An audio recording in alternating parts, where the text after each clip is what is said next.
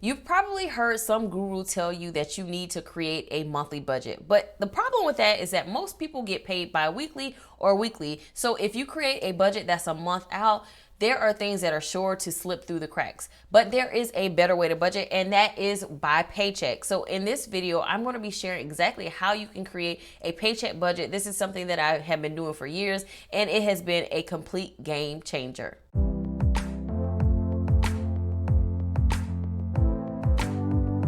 So what exactly is a paycheck budget?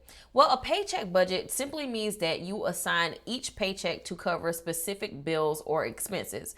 For example, if you get paid on the 1st and the 15th, your first check would ideally cover the bills for the first half of the month, and your second check will cover the expenses for the second half of the month. By doing this, you can really stay on top of your finances and avoid living above your means. So here are the steps for creating a paycheck budget. So the first thing that you want to do is grab a calendar and list out the days that you get paid. So this could be like a physical calendar where you go in and you actually write down the days that you get paid and the amount that you get paid. Now you should already have an idea of this based on maybe if you have a salary and you're getting consistent paychecks every 2 weeks or each week.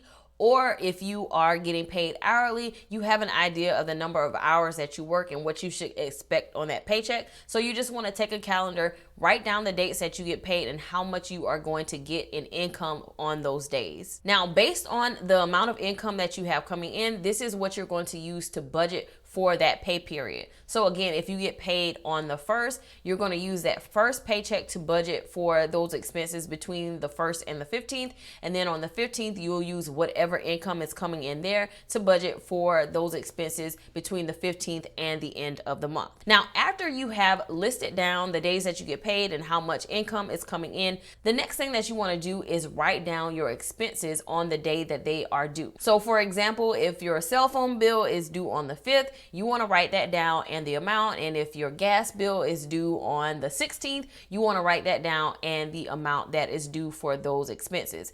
One thing that you also want to include is if you have any savings goals. So perhaps you want to put some money aside in a sinking fund or an emergency fund. So you also want to put that amount within your calendar as well so that you can deduct it from your income as you are budgeting. Now that you have your paychecks written down and then you also have your expenses written down, you want to start allocating your expenses to a specific paycheck. So again, if you have something that's due on the 5th, that may be paid by the paycheck that you get on the 1st. Now, one way to help keep track of which paycheck is going to cover which expenses, you can actually use a color coding system. So for instance, all the bills that are going to get paid with the first paycheck can be highlighted in yellow, and then all the bills that are going to be paid with the second paycheck could be highlighted in like pink or something. So you just want to organize which bills and expenses are being covered by which paycheck so you know how to divide up your paychecks. Now, what if you run into the case where one paycheck doesn't cover all the expenses within that pay period?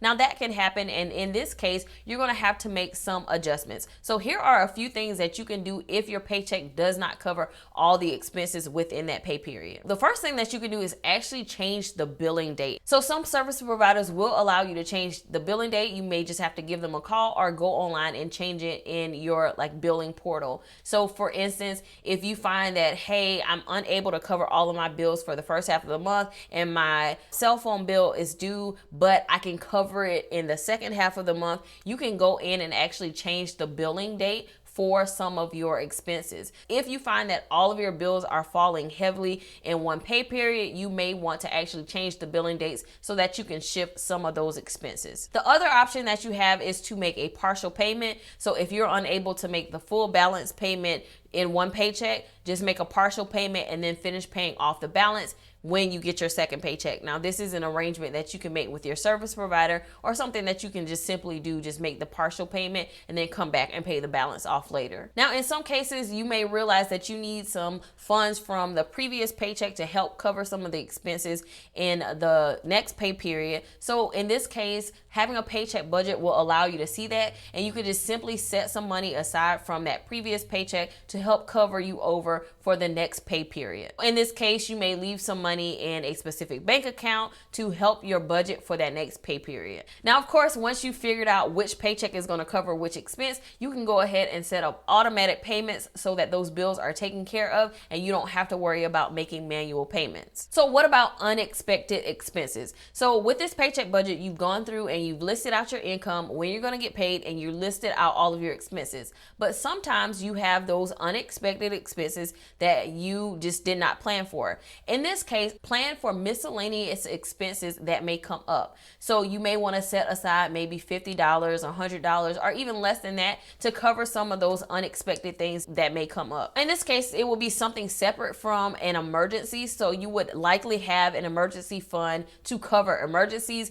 but unexpected expenses, like maybe you randomly go out with a coworker for lunch to celebrate a birthday or anything along those lines where you just did not plan for it, I would recommend having a miscellaneous line item within your budget where you simply put a few dollars aside that's going to cover those unexpected expenses that weren't planned for. So let me know, is this a budgeting method that you think can work for you? I definitely think it can. As always, if you found this video helpful, don't forget to give it a thumbs up, subscribe, and share, and check out this next video.